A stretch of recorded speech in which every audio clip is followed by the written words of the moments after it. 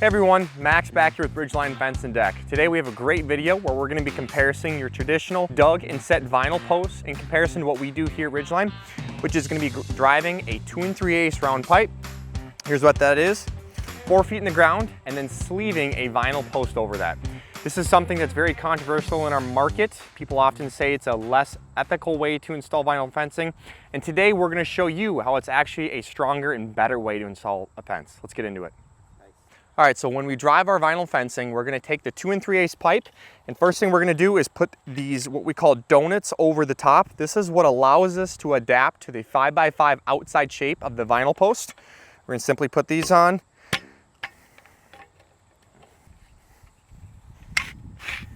That way we don't have to cut the post off after we go ahead and pound it into the ground, because this will get slightly mushroomed here at the top.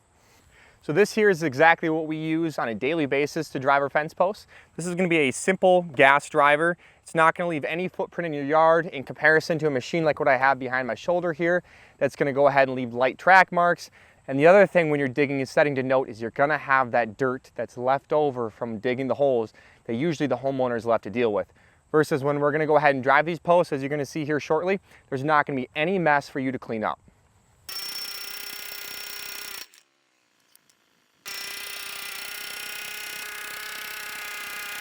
All right, as you guys can see there, very clean installation. Here's what I was talking about when I said the post will mushroom at the top here.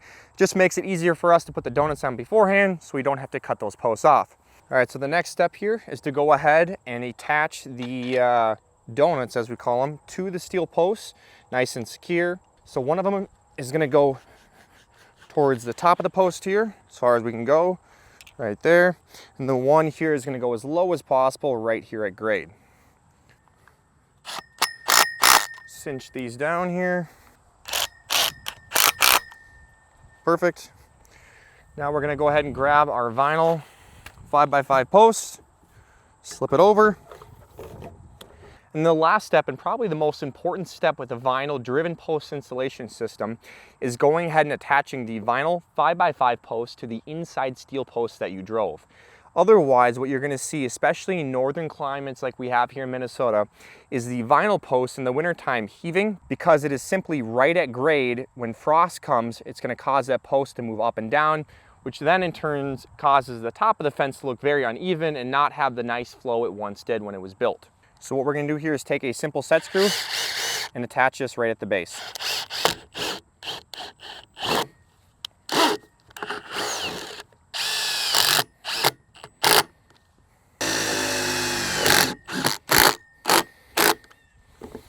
Okay, now our driven post is all done and ready to go. We're gonna go ahead and dig and set the other vinyl post here and then get to comparing the two and see which one's stronger.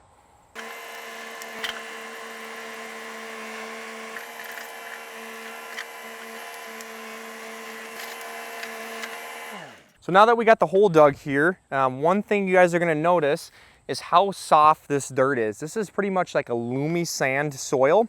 Now what this means is it's not what most people consider very suitable for driving posts because it's not as thick and as dense as what you would see for like a clay type soil. But what we're gonna see here in about 5 minutes is that even though that post is driven into sand and this post is gonna be concreted in with 160 pounds of concrete, this driven post is gonna hold up so much better and is gonna resist a lot more force when we go ahead and yank on it with a ditch witch.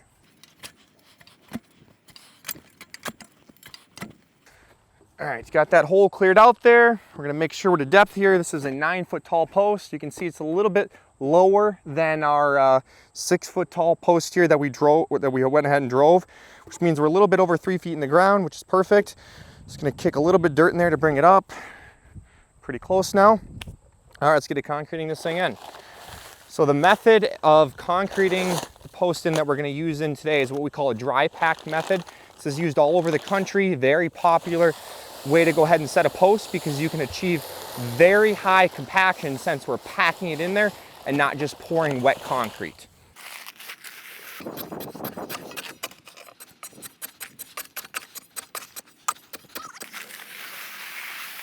Okay, we got the second bag of concrete in there now. Just packing it towards the top. This is a lot of concrete for one post. I think contractors are typically going to be using somewhere between 120 to like 140 pounds of concrete, maybe a little bit less. But for the sake of the test here, I wanted to use more concrete than what most people are going to be using.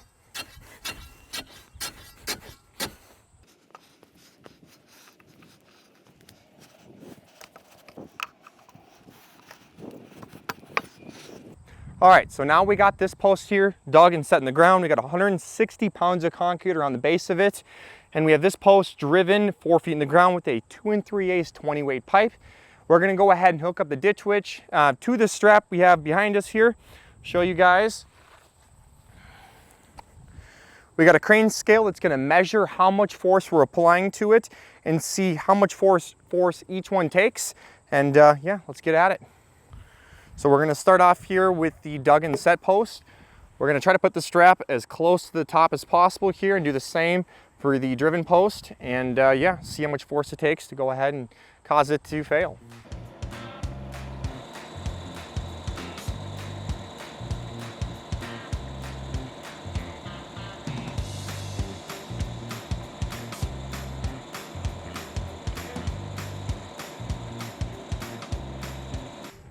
All right, so what did we see happen there? We saw with about 220 pounds of pressure, the vinyl 5x5 dug and set with 160 pounds of concrete failed. Now this wasn't a failure in the concrete in the least bit. Instead, what happened is that this post kinked right at the base here, right where it goes into the ground. This is actually a pretty strong test simply because it does not have the typical cutouts that most vinyl posts are gonna have for the rails for the panels. If we had those cutouts, it would have failed with about half the pressure in comparison to what we saw here, because those cutouts are going to make it so much weaker in comparison to a blank post here that doesn't have those cutouts. So here are going to be the cutouts I was referring to. These are going to be what all vinyl posts are going to have in them. If it's a lined end corner post, you're really not going to have any blank posts unless it's the latch post for a gate. These are going to be a significant weak point on the vinyl because it's going to remove so much material from the post itself. And now to put that in perspective, although we saw 220 pounds of force to cause this post to fail, that really is not that much under heavy winds when we're going to see 50 to 70, 80 mile an hour storms that are going to be putting pressure on the post, ultimately achieving the same results here. All right, so now we're going to go ahead and test out our driven post and see how much pressure it's going to take to go ahead and cause it to fail. We got our strap rigged up here to the crane scale, and we're going to see if we can beat that 220 number we saw here with the concreted post.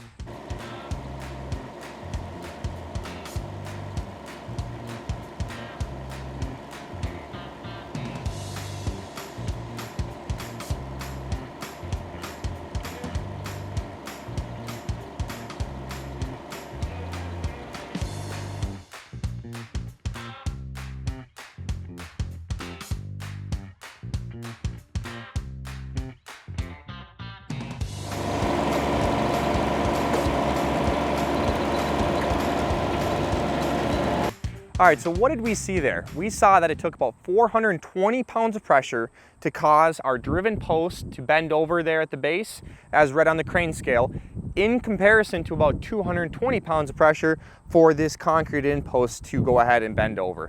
We didn't see a failure in the concreted post with the concrete itself. It had nothing to do with that. It had to do with the fact that there is no metal post within this vinyl post to support it. In comparison to the driven post, where we're going to have a 2 3/8 20 weight galvanized steel post to support every single one of the posts that we drive for this system. And so it's going to be so much stronger under heavy winds and with dogs and kids playing up against your fence. And we're so confident in the way we install our driven post system for vinyl that we're going to offer a lifetime warranty on the installation. If you guys have any questions, concerns, or want to learn more about how we install our fences here at Ridgeline, give us a call at 612-868-4879. Otherwise, check out some of the other awesome videos we have here on our website. Thank you for watching.